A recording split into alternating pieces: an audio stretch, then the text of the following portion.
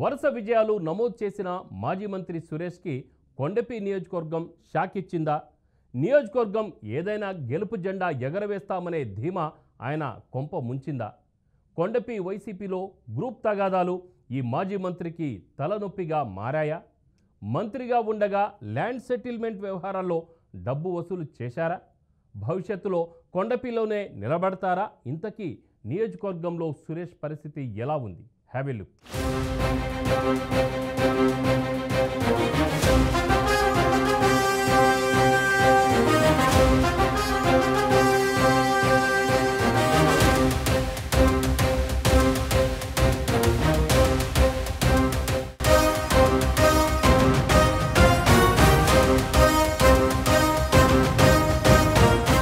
కొండేపిలో వైసీపీ బోని కొట్టాలని తహతహలాడింది. అందుకోసం మంత్రిగా ఉన్న సురేష్ ని రంగంలోకి దింపడంతో 2024 ఎన్నిక కొండేపిలో ఆసక్తికరంగా మారింది.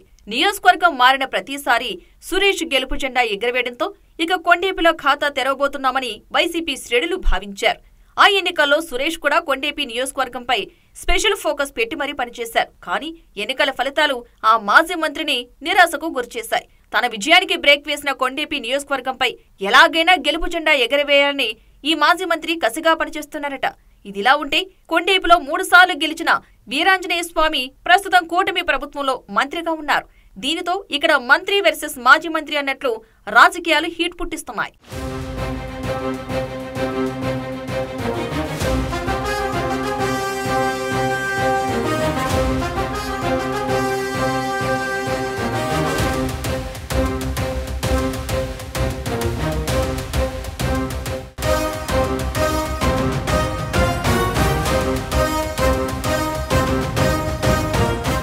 ఆదిమూలపు సురేష్ ఎన్నికలకు 3 నెలల ముందే కొండేపి బాధ్యతలు చేపట్టారు.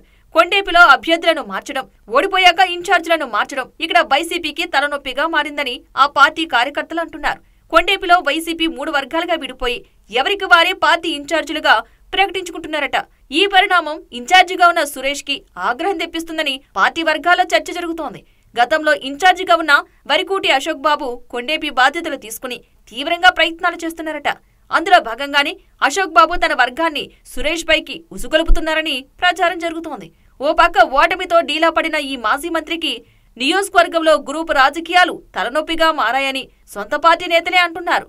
గతంలో మంత్రిగా జిల్లా రాజకీయాలను శాసించిన సురేష్ ఇప్పుడు సొంత నియోజకవర్గంలో పార్టీలో వర్గ విభేదాలను గాడిలో పెట్టలేకపోతున్నారని రాజకీయ వర్గాల్లో వినిపిస్తున్న మాట.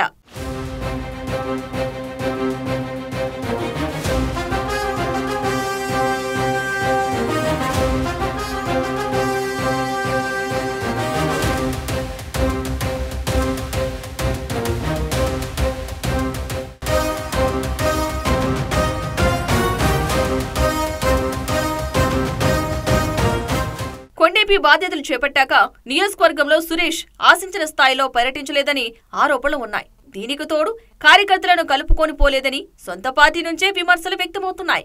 అక్కడి నేతలతో సఖ్యత లేకపోవడం, ఇతర వర్గాల నేతలతో సర్దుకుపోలేకపోవడం, స్థానికంగా ఉండకపోవడం, దీనికి తోడు అనుచరులపై భూకబ్జా ఆరోపణలు వంటి కారణాలతో ఆయన నియోజకవర్గాలు మార్చాల్సి వస్తుందన్న బాధన ఉంది. మంత్రిగా ఉన్న సమయంలో ఎర్రగొండపాలెం నియోజకవర్గాన్ని అభివృద్ధి చేయలేదని అంటారు స్థానికులు.